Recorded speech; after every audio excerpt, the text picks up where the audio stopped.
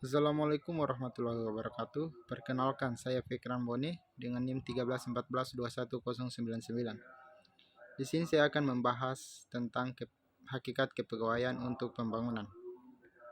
Yang pertama, hakikat kepegawaian untuk pembangunan. Pertama, pengertian administrasi kepegawaian.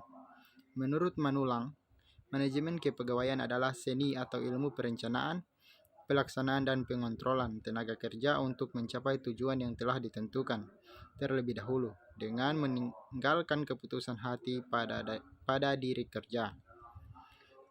Dengan arti lain, manajemen kepegawaian adalah ilmu yang mempelajari cara memberikan fasilitas untuk mengembangkan kemampuan dan rasa partisipasi pekerja dalam suatu kesatuan aktivitas demi tercapainya tujuan. Yang kedua, status kepegawaian. Pada hakikatnya, penggunaan istilah pegawai atau pekerja, kepegawaian, atau ketenaga kerjaan secara yuridis tidak mempunyai perbedaan arti berkaitan dengan kehadiran di dalam suatu perusahaan, hanya berbeda lingkungan penggunaannya. Yang ketiga, sistem kepegawaian. Pegawai merupakan faktor yang sangat penting dalam suatu perusahaan, baik perusahaan negara maupun perusahaan swasta. Sekalipun canggihnya teknologi saat ini, tanpa kehadiran pegawai tidak berarti apa-apa. Selanjutnya, proses penerimaan tenaga kerja. Yang pertama, penarikan tenaga kerja. Penarikan tenaga kerja dilakukan setelah diketahui kualifikasi yang harus dimiliki tenaga kerja yang akan dicari, antara lain menyangkut pengetahuan, pengalaman, dan kepribadian. Yang kedua, sumber-sumber tenaga kerja. Sumber tenaga kerja dibagi menjadi dua macam, yaitu sumber tenaga kerja dari dalam perusahaan dan dari luar perusahaan. Sumber tenaga kerja dari dalam perusahaan berasal dari pegawai perusahaan itu tersebut.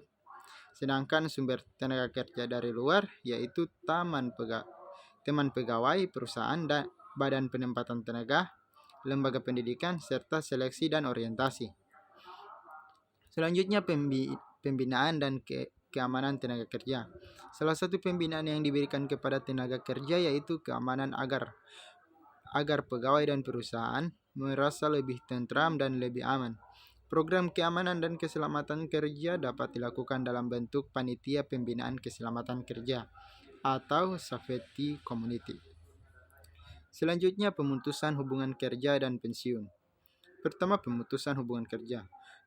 Pemutusan hubungan kerja bisa dengan hormat dan bisa juga dengan tidak hormat.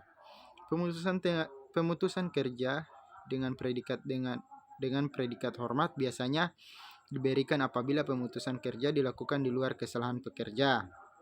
Sebaliknya, pemutusan kerja dengan predikat tidak hormat pada umumnya diberikan apabila pemutusan kerja karena kesalahan pekerja. Yang kedua, pensiun. Pensiun berarti jaminan hari tua yang diberikan sebagai balas jasa terhadap pegawai pekerja yang telah bertahun-tahun mengabdi kepada perusahaan. Sebenarnya program pensiun bukan hanya menguntungkan pihak pegawai atau pekerja saja, tetapi juga menguntungkan pihak perusahaan itu sendiri. Baik, hanya itu dari saya. Lebih dan kurangnya saya mohon maaf. Wabillahi taufiq wal hidayah. Wassalamualaikum warahmatullahi wabarakatuh.